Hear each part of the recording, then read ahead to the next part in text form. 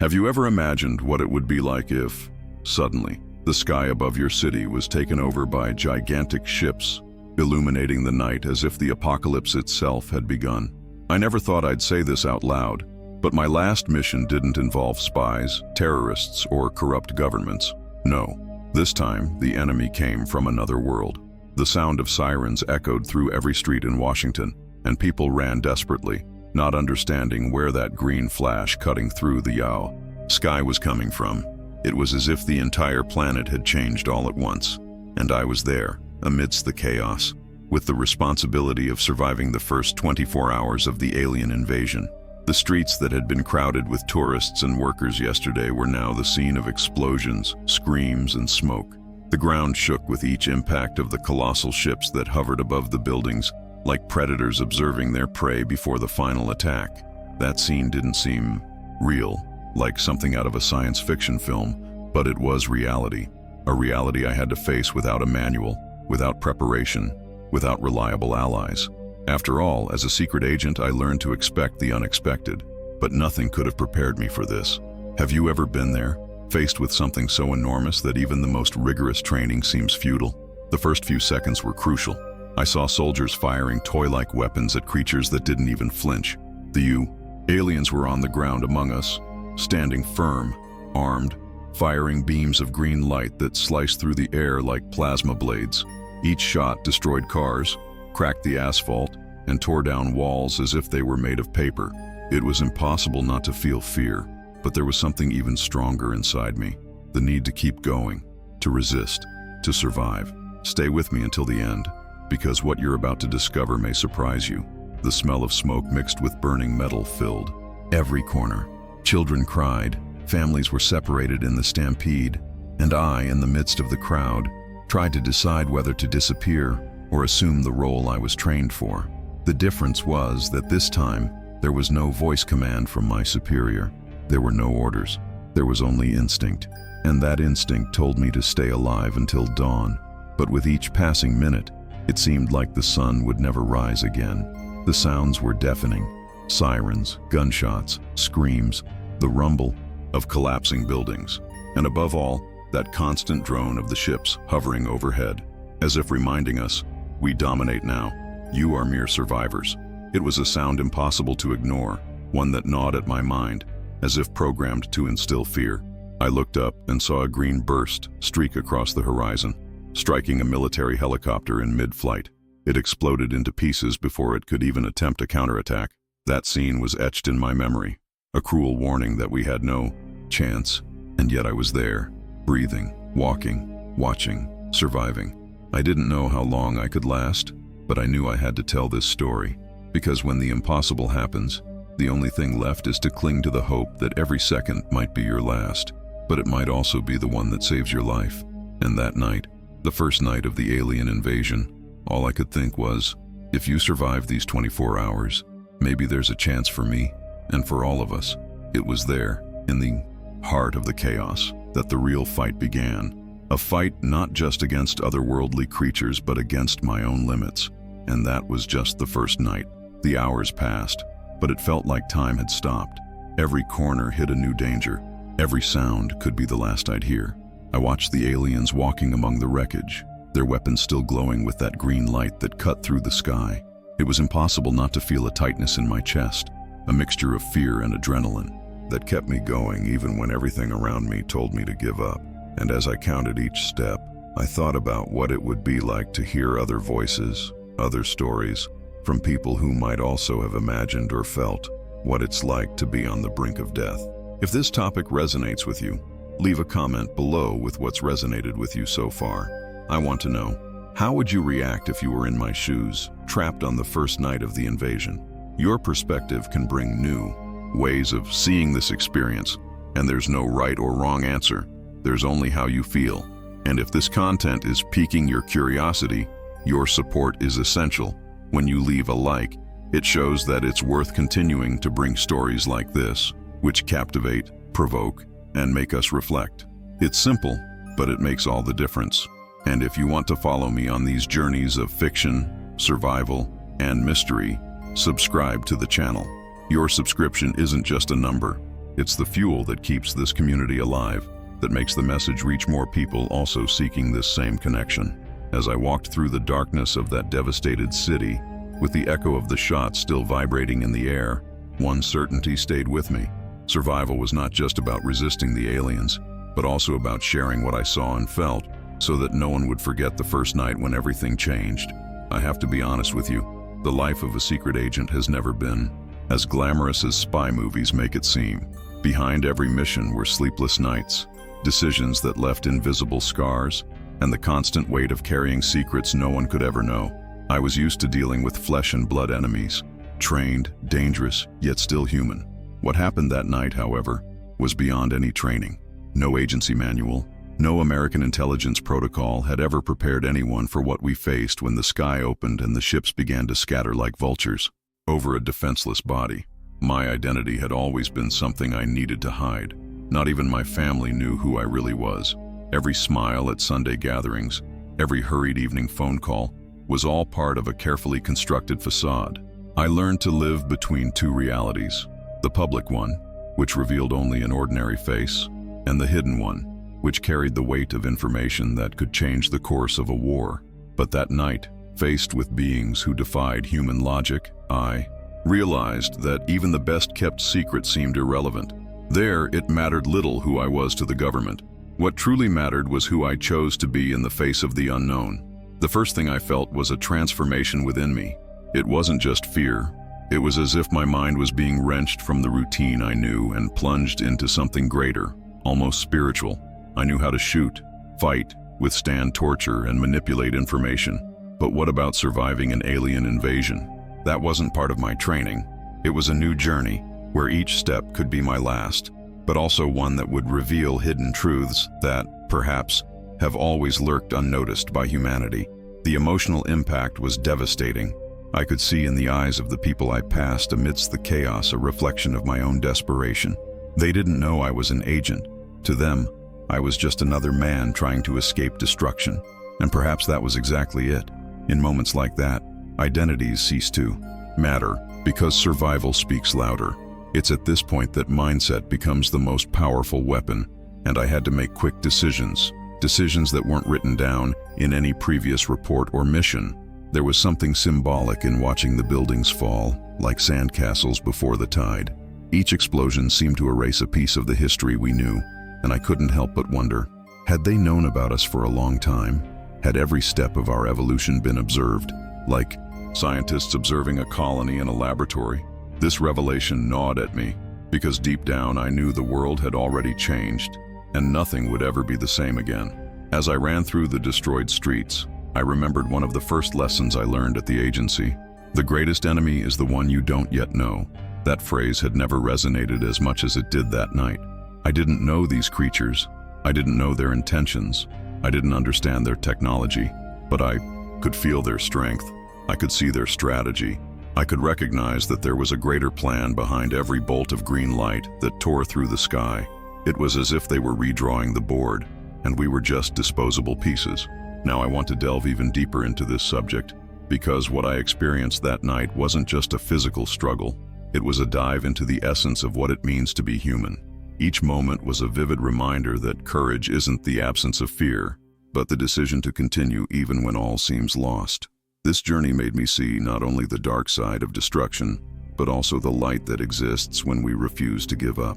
Perhaps this is true transformation, understanding that no matter how prepared we think we are, life can always present us with an unexpected revelation, a hidden truth that changes the way we see everything. And if you've made it this far with me, I want to ask you something simple. Comment. I'm on this journey too. I want to see who's truly there for me on this experience, feeling every detail as if they were right there with me that night. I vividly remember the moment everything changed forever. Until then, the chaos could be explained as mass panic, as if the city were experiencing a natural catastrophe of unimaginable proportions. But when I heard the sound of machine guns echoing through the streets and saw soldiers in formation, I realized we were facing something much bigger. The first direct confrontation soon followed. Armed men trained to face war courageously positioned themselves before the creatures walking among the rubble. The guns fired incessantly, whole bursts of bullets piercing the air, but it seemed futile. Each shot that struck those bodies left nothing more than a metallic sheen on their skin, as if they were protected by an invisible layer of energy. It was like shooting against an invisible wall. I was close enough to see the details, the coldness in the soldiers' eyes, the tension on the faces of civilians hiding behind burned-out cars. The absolute silence that fell just before the sound of gunfire was swallowed by the green explosions of the alien attacks. It was then that the feeling of helplessness took hold. For the first time I saw American soldiers, men who carried years of training and discipline in their hearts, retreating in fear. And when fear overwhelms those who should inspire confidence, the impact on the collective psyche is devastating. It was the collapse of the security mindset we believed we had. I observed every detail like someone accustomed to analyzing behaviors, looking for patterns, trying to understand the hidden truth behind actions. And what I realized that night was disturbing. The aliens weren't shooting randomly. Their movements were strategic, precise, as if they knew our weak points. It was a revelation that chilled my blood. We were facing an enemy that not only mastered technology but also seemed to know the inner workings of our own defenses. This raised a disturbing question. What if they had been among us longer than we imagined? The confrontation intensified. Green lights sliced through the air, piercing buildings, cracking the asphalt, and striking military vehicles as if they were made of paper. I saw men being thrown through the air, screams muffled by the sound of explosions, and in the midst of it all, I felt something I had never felt on previous missions, a complete lack of control. As an agent, I had always prided myself on my ability to make quick decisions, to use my cool to find solutions in extreme situations. But here, decisions no longer carried the same weight. Every second I had to choose between advancing or retreating, exposing myself or hiding, maintaining rationality or giving in to panic. This was the real shock, realizing that my training, which had always made me believe I was prepared for any scenario, was being torn apart by an unforeseen threat. This is where the human mind is tested to its core. How do you face an enemy against which all weapons fail? How do you sustain hope when everything around you suggests there's no way out? These questions haunted me as I watched brave soldiers fall to the aliens' almost mechanical indifference. Now I want to delve even deeper into this topic, because what was happening before my eyes wasn't just a battle. It was a clear demonstration that their superiority lay not only in weapons, but also in psychological dominance. They wanted us to feel weak, vulnerable, with no chance of fighting back. And somehow this strategy worked. I could feel the weight of fear spreading like a wave, breaking people's confidence, eroding their ability to think clearly. It was as if we were trapped in a game we were never invited to play, but from which there was now no escape. As the ships hovered above, illuminating the city with their dark glow, I realized this was only the beginning. The first contact wasn't just a physical shock, but a mental and spiritual one. It was the revelation that we were not the hunters, but the prey. And in that moment, the only certainty I had was that I would need to find a new path, a new mindset to survive the enemy that now walked freely among us. Write down, this makes sense to me. I want to know who also felt this impact just by imagining the scene. Who can see the weight of this first revelation that changed everything? It was in the midst of that scene of destruction that the call came. My radio crackled on a frequency only a few within the agency knew how to access. The voice on the other end offered no explanations, no comfort, just a direct command. Protect the information at all costs. For a moment, the order seemed absurd. How could we speak of a mission when the world was being taken over by forces we didn't even understand? But there I was, an agent trained to obey, to transform the impossible into strategy. And if there was something bigger hidden behind the invasion, I needed to find out. The information wasn't just a piece of paper or an ordinary digital file. It was a secret kept deep within American intelligence, something bearing the weight of decades of unshared revelations, documents, chips, perhaps even evidence the public would never have imagined existed. In that moment, I realized it was no coincidence. Their arrival, the chaos spreading through the streets, and my call to protect this material were connected in a way I didn't yet understand. And the hidden truth behind it all was perhaps more frightening than the attacks themselves. I knew where I had to go, a hidden refuge in the basement of a seemingly abandoned building, one of those places anyone would miss. But in my world, nothing was random. Every detail had a purpose, Every building hid a story. As I moved through the devastated streets, my survivor's mentality merged with that of an agent. I couldn't just run like the others. I needed to make quick decisions, calculate every step, because now it wasn't just my life that was at stake. It was the preservation of something that could change the course of the war, or perhaps reveal why this war had begun. The impact of carrying this weight was overwhelming. I wondered if the aliens knew the information. Were they here precisely because of it? Or was what I was protecting proof they had been among us before?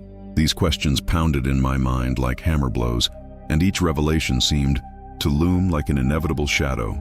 The radio went silent after the initial command. No updates, no support. I was alone, and in that silence I understood that this journey was personal. As I walked through the alleys, I saw the burning city reflected in the shattered windows. It was as if New York had become a distorted mirror, showing not only the physical destruction but also the collapse of the certainties we've always held as humanity. The belief that we control our destiny, the trust in our weapons, the idea that our cities were safe fortresses, all of this had shattered in a matter of hours. And I, in the midst of this brutal transformation, needed to maintain mental clarity, to maintain focus. Footsteps echoed among the crumbling buildings, and every corner could be the end. There were no soldiers to cover me, no helicopters hovering overhead to secure the perimeter.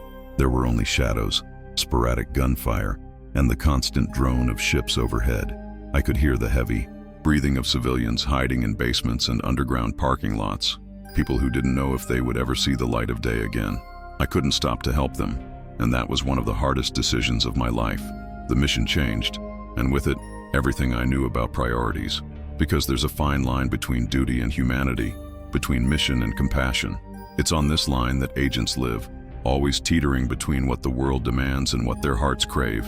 And that night, while the sky still burned green and red, I found myself more human than ever, but also further from who I used to be.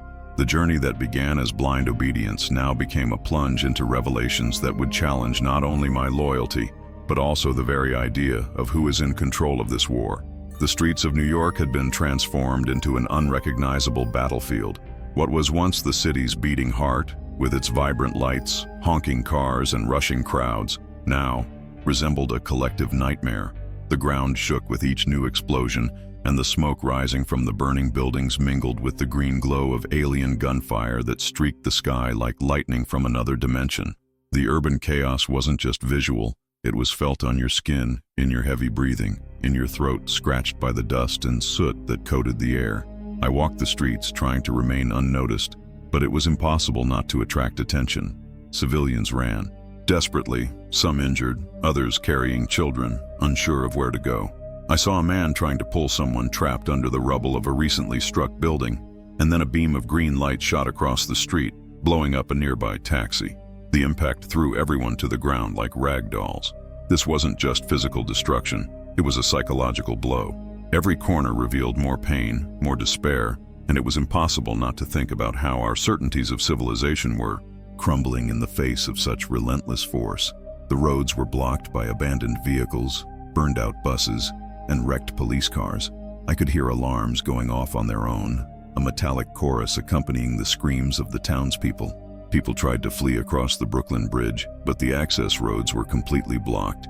Cars collided with each other, and entire families desperately descended, seeking some underground refuge, anything to keep them away from the sky lit by the ships. I observed all this with the mindset of someone who knew there was no easy way out. Survival instincts push them toward predictable paths, and clever enemies always exploit predictable paths. This thought brought me back to the lessons I learned behind the scenes at the agency. Survival isn't just about running, it's about seeing what others don't, finding the unlikely, choosing the decision no one expects. It was a silent transformation I needed to experience there, in the midst of that urban apocalypse. As many headed en masse for the subway tunnels, I realized that those same tunnels could become death traps if discovered. The chaos had its own logic, and I had to decipher it if I wanted to get out alive. Every detail took on new meaning. The sound of a dog barking in an alley could indicate the movement of hidden civilians, or perhaps an alien passing unnoticed. A chunk of concrete falling on a car could simply be a reflection of the destruction, or a sign that the Structures were about to collapse on me. In this scenario, everything demanded my full attention. Decisions couldn't be automatic, because any miscalculated step could be a death sentence. At one point, I came across a group of civilians trying to take cover inside a pharmacy. The doors were broken down and they were hurriedly gathering supplies. Water, medicine, canned food. I saw the look on a mother's face as she hugged her son, and I could see the fear in her eyes. She didn't need to say anything. The silence between us carried more meaning than any words. There, the hidden truth was revealed. No one was prepared for an invasion like this. Social class, age, or profession didn't matter. The chaos leveled everyone in the same despair. Further ahead, an entire building collapsed before my eyes, as if made of sand. Dust filled the street and swallowed everything around me. I felt the impact vibrating through the asphalt beneath my feet, and for a few seconds, my vision was completely blurred. Coughing, burning eyes, difficulty breathing. It was a brutal reminder that the body also has limits, and that training is useless if physical endurance doesn't keep up. An iron mentality needed to be sustained by a body that could still move, and in that moment, every muscle seemed to struggle to keep functioning. As I crossed a debris-strewn avenue, I saw the first signs of civil resistance. People improvised barricades with overturned cars, trying to create barriers against the low-flying drones firing energy blasts. It wasn't an organized defense, but it demonstrated a powerful truth. Even in the face of powerlessness, the resolve to fight still existed.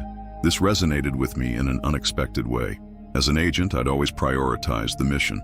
But there, seeing ordinary citizens risking their lives with sticks, stones, and Molotov cocktails against otherworldly enemies, I realized there was something greater than orders. There was a collective will to resist, a flame that couldn't be extinguished so easily.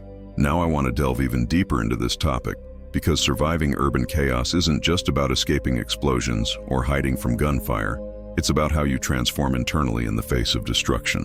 It's about how your mindset shifts when everything that seemed solid and secure crumbles before your eyes. You begin to see the world in different layers. What was once just a busy street is now a field of decision-making, a chessboard of choices where every step has consequences. It's a brutal invitation to reveal who you truly are when there are no more rules or guarantees. The journey through the destroyed city made me understand that the greatest enemy wasn't just what was in the sky or on the ground, but what was forming inside each person. Despair, the loss of hope, the feeling that nothing could be done. And it's at this point that small choices have a huge impact. Staying calm when everyone else is losing control. Taking a deep breath when instinct tells you to just run. Looking ahead even when the scene seemed like an endless tunnel. These were the decisions that kept me standing that night. I can still hear the echoes of screams, the shattering of glass, the metallic creak of ships hovering overhead. Each sound was a reminder that the battle was far from over, but also a confirmation that as long as there was someone walking the streets, there was still a chance. I pressed on, increasingly aware that surviving the urban chaos was only part of the journey. The real challenge was about to begin, and the weight of the unknown was already with me every step. Amid the city's rubble, when every corner felt like a trap and every step was a life or death decision, I came across something that shook me in an unexpected way. Amid the deafening roar of explosions and the green glow streaking the sky, I found a group of survivors hiding inside an old cafe, the glass facade already shattered and the walls covered in soot. The scene was devastating. A family with 2 children, a doctor still wearing his blood-stained lab coat, and a lost little girl whose daughter no one could tell. Everyone looked at me as if I were the last hope in a world that had already shattered. The silence within that space was different from the chaos of the street. It was a silence filled with fear, but also with anticipation. They didn't need to ask who I was. My eyes, my posture, the way I held my gun made it clear that I wasn't just another civilian trying to survive. It was as if they sensed I carried something greater within me, something that might guide them. And that was precisely where the dilemma arose. I had a mission, to protect classified information that could change the course of the war.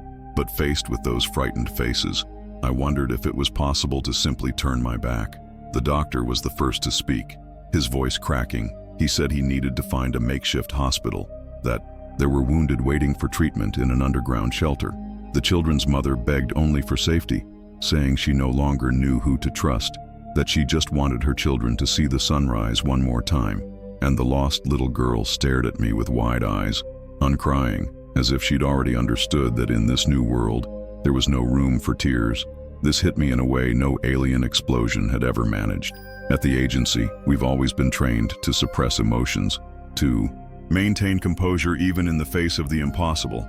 But there's a stark difference between following orders on paper and facing real lives before you. The transformation that occurs within the mind in these moments is brutal. It's as if the balance between duty and humanity teeters endlessly, and every move could define not only my future, but theirs as well. I knew that if I chose to stay, I could jeopardize the mission, but if I chose to continue, I could condemn innocent people to death.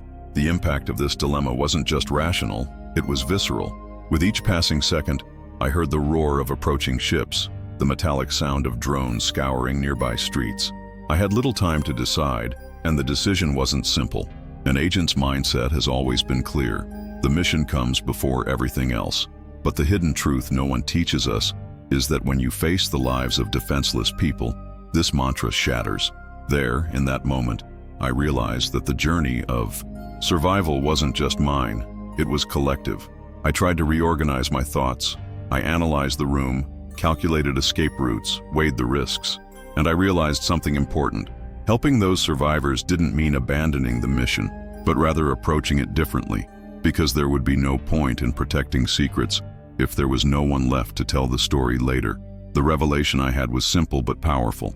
Sometimes, the most humane decisions are also the most strategic. If I wanted to win that war, I needed more people alive to fight, even if they didn't wield weapons. So I took a deep breath and approached them. I said I couldn't promise absolute safety, but I would do my best to get them to a safer point. The doctor looked at me with relief, as if he'd shouldered a weight he could now share.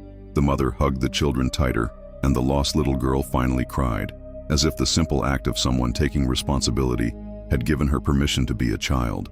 Again, even in the midst of the apocalypse, that was one of the most intense moments of my life, because I realized that leadership isn't just about commanding, it's about taking the brunt of choices when no one else can. Because this encounter showed me that, in the midst of chaos, true power lies not only in weapons or information, but in the ability to inspire courage in those who no longer have the strength to continue.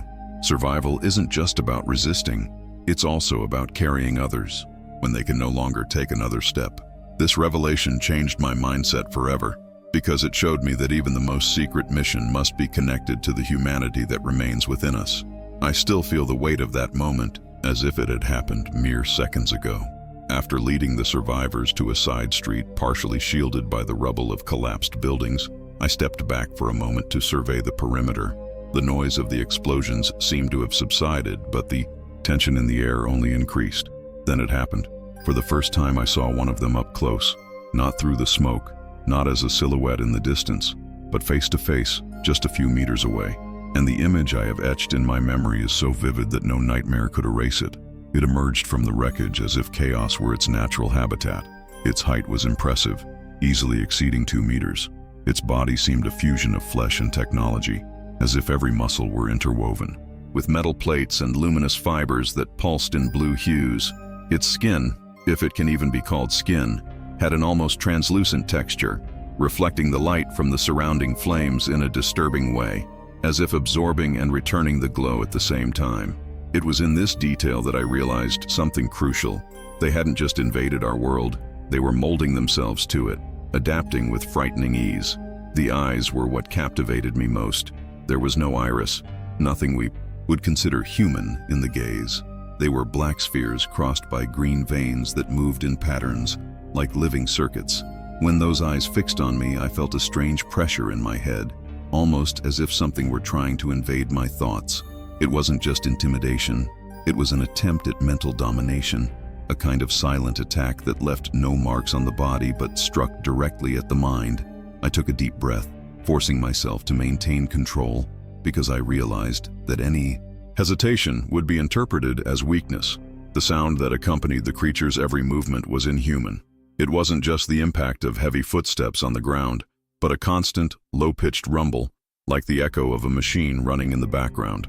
There were also metallic clicks that mingled with a kind of hiss, as if its body were producing electrical interference in the very air around it.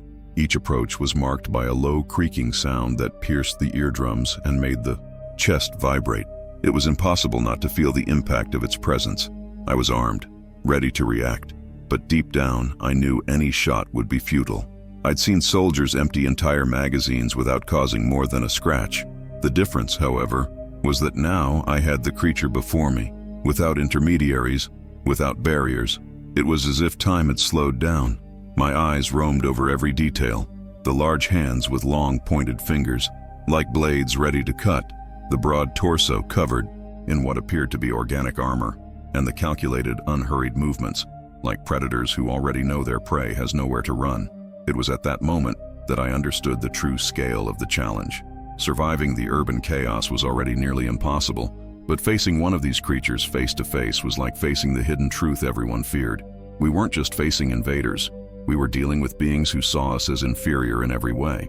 Their mentality wasn't one of war, but of absolute dominance. They weren't there to negotiate or fight for territory. They were there to take what they wanted, and we were merely obstacles in their way. The pressure was mounting. I could feel beads of sweat running down my face, even in the cool night air. The creature tilted its head almost curiously, as if analyzing an experiment. For a moment I had the sensation that it was probing not only my body, but also my memories, my intentions. It was like being naked before, something that understood me more than I did. This revelation filled me with fear, but also clarity. If they could read our reactions, then the key to resistance lay in mindset. I needed to think differently, act unexpectedly, to avoid becoming another easy victim. The encounter lasted seconds, but it felt like an eternity. When the creature took a step forward, I realized I couldn't hesitate. Instinct screamed within me that it was time to make a decision. I didn't fire, I didn't run, I just stood firm, staring into that empty gaze. And somehow, that choice worked. He stopped, as if registering my reaction as something out of the ordinary. Perhaps he considered me irrelevant. Perhaps he understood it wasn't worth the effort at that moment. Unhurriedly, he turned toward the street and headed toward another point, leaving behind only the metallic smell and the heavy silence that followed. Now I want to delve even deeper into this subject, because this encounter made me realize that, more than physical strength or technology, they carried a devastating psychological impact. It was as if each approach was an invisible battle between giving up or resisting. Surviving the first direct contact with one of these creatures wasn't just luck. It was a test of mentality. And in that moment, I understood that the real war wasn't just in the physical realm, but within each of us. Comment below. That makes sense to me. I want to see who else can feel that tension just imagining the first direct look at something that came from another world and made it clear that we never truly owned this land. The feeling of having come face to face with one of them still echoed within me like an invisible weight. My mind revisited every detail: the translucent skin, the eyes that seemed to probe my soul, the deep sound that spread through the air. But even carrying that terror, I knew I couldn't hold on to it. Survival meant constant movement. It meant transforming fear into action. And it was precisely in this state of alert that my first victory, however small, occurred. I walked down a street littered with wrecked cars and building debris. Flames illuminated the corners with a reddish glow, and the smoke made breathing difficult. Then I heard a metallic hum, distinct from the deep rumble of the creatures. I recognized it immediately: an alien drone. They were smaller than the creatures that roamed the ground, but even faster and more ruthless. They hovered a few meters above the ground, scanning every space with green lights that swept like flashlights. Anyone identified was eliminated in seconds. I hid behind an overturned car and watched. The drone moved precisely, calculatedly, almost as if it had a mind of its own. I knew I couldn't simply run because their speed was devastating. So I took a deep breath and activated my agent mindset. I remembered every training session, every situation where improvisation was the only way out. On the ground next to me were chunks of concrete, twisted iron rebar, the remains of everything that had once been a living city. I selected a metal bar and calmly planned. I waited until the drone descended a few meters, illuminating the street with its green beam. My heart was pounding, but my mind remained cool. As it passed directly over me, I used all the strength in my arm to throw the bar at the point where the lights were concentrated. The impact was accurate. The drone lost its balance in the air, throwing sparks and emitting shrill sounds. It fell to the ground violently, still trying to recover. I didn't hesitate. I ran to it, drew my pistol, and emptied all the bullets into what appeared to be its power source. This time, it worked. It exploded in a short burst of flame, scattering sparks and smoke across the asphalt. That was my first victory. Small, almost insignificant compared to the scale of the invasion. But for me, it represented a milestone. The feeling that we weren't completely defenseless, that with the right decisions and a focused mindset, there was still room to resist. The emotional impact was immediate. My body trembled, not just with adrenaline, but with the revelation that, even amidst the chaos, victory was still possible. It was a spark of hope in a scenario dominated by darkness. A few minutes later, I found a partially destroyed building. It looked abandoned, but upon closer inspection, I noticed the emergency doors were still intact. It was risky to enter, any enclosed. Space could become a trap, but instinct told me there might be safe haven, at least for a few hours. I pushed the door open carefully and walked silently through the dark corridors. The smell of mildew mixed with street smoke permeated the space, but the silence was almost comforting compared to the noise outside. In the basement, I discovered a partially intact garage. Boxes were scattered about, a few flashlights discarded on the floor, and a generator still hummed faintly, as if it had been running until recently. As I explored further, I found signs that others had passed through. Water bottles, food scraps, even notes scribbled on paper. It was a makeshift refuge, but enough to give me a momentary sense of safety. For the first time since the invasion began, I was able to breathe a little more deeply, but an agent's mind never rests. As I surveyed that shelter, I thought about the dilemma I had left behind, the survivors I had found, the mission I still carried, the weight of the information I needed to protect. Victory over the drone didn't erase the hidden truth. We were facing a relentless enemy, and every second of rest could be interrupted by the next attack. Still, in that instant, the impact of knowing there was a place to hide was enough to rekindle the flame of resistance within me, because what I learned there wasn't just about destroying a machine or finding shelter. It was about mindset, about how small victories can transform the journey. When you're surrounded by destruction, your body wants to give up, your mind wants to give in to despair. But it's precisely in these moments that seemingly simple decisions create gigantic revelations. Shooting down a drone didn't change the course of the war, but it did change how I viewed my own ability to resist. And this transformation is what keeps someone alive when everything around them screams for the end. The hours seemed to drag on, as if time had decided to become my enemy as well. Every minute in that devastated city carried the weight of an eternity, and at every turn, I wondered if I would still be alive when the next clock struck. The sky, previously illuminated by the constant glow of explosions, now began to show signs of daybreak.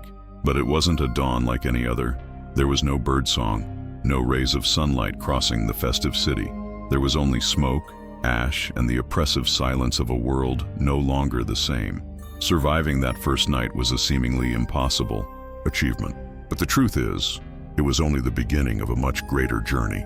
As I looked around, I realized that the chaos had left its mark beyond mere material destruction. The streets were covered in debris, but what stood out most were the invisible marks, the ones etched in the expressions of each survivor. Lost gazes, heavy faces, shallow breaths. It was as if everyone carried within them the same weight I did, the revelation that the planet had been taken by surprise and that our certainties had crumbled in just a few hours. This was the hidden truth that no one could now deny. My body was exhausted, but my mind remained alert. Adrenaline still coursed through my veins, reminding me that relaxing might be the last wrong decision of my life. With every distant noise, I flinched, ready to react.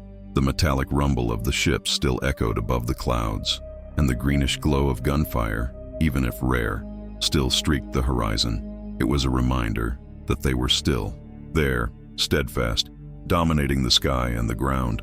The feeling of helplessness was overwhelming, but at the same time, a flame burned within me. I had survived, and that, however small it seemed compared to the scale of the invasion, was already a victory that could not be ignored. Those first 24 hours taught me more about myself than years of agency training. I learned that true strength lies not in combat techniques or sophisticated weapons alone, but in the mindset you choose to maintain when everything collapses around you. It was the decision not to give in to panic that kept me alive. It was the ability to see alternatives amidst the destruction that allowed me to escape traps. And it was the courage to face one of the creatures up close, without crumbling inside. That gave me clarity about the psychological impact of this war. I thought about the survivors I had encountered. Were they still alive? Had they managed to find shelter? This question gnawed at me, but at the same time reinforced a revelation. I was not alone in this fight. Even without sharing the same training, even without carrying out the same mission, they represented the human side of this war. And if there was anything that could still balance the scales, it was precisely this humanity. Because while they dominated with technology and strength, we still had something that could not be measured by machines: our ability to resist when all seemed lost. The emotional impact of that first night was difficult to describe. The feeling of walking the empty streets, of seeing places that were once symbols of life and movement now transformed into ruins, was devastating. But at the same time, it awakened a new mindset, a transformation that only happens when you're forcibly torn from what you know and thrown into an abyss of uncertainty. The journey that unfolded before me wasn't just about facing aliens. It was about facing the truth of who I truly was when there were no more masks, no more protocols, no more backrooms hidden behind a mission. Dawn arrived shrouded in smoke, and the sun barely penetrated the dark veil that shrouded the city. But even so, that dim light seemed to carry a silent message. I was still alive. Surviving the first day didn't mean the war was over, much less that I was safe. It only meant I had crossed the most dangerous line, the beginning. And within me, a certainty grew. If I could endure the first 24 hours, perhaps I could endure what would come next. Perhaps amidst the destruction there was still room for small victories, for decisions that would change not only my fate, but that of all those still resisting. Now I want to delve even deeper into this topic, because this milestone, the end of day one, isn't just a matter of time. It's a watershed moment. It's the transition from the initial shock to adaptation to the new reality. From this point on, the mindset shifts from one of immediate survival to one of long-term strategy. It's at this point that we begin to understand that the invasion is not a passing event, but the beginning of a completely different era. And if we want to have any chance, we'll need to face this truth without illusions.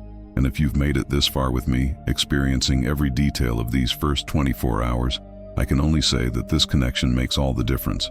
Stories like this only truly come to life when there's someone on the other side willing to feel, imagine, and reflect with me. So, if this content resonated with you, please leave a like. It's a simple gesture, but it shows that it's worth continuing to share intense experiences like this. And I have a special request. Comment below, "I'm with you until the end," because that's what I want to feel, that we're together on this journey, side by side, exploring every revelation, every impact, every moment of survival. And if you want to continue experiencing this immersion, subscribe to the channel. That way, you won't miss the next chapter of this story that's just beginning and promises to delve even deeper into the unknown. There's much more to come, and I want you with me when the next part of this journey begins.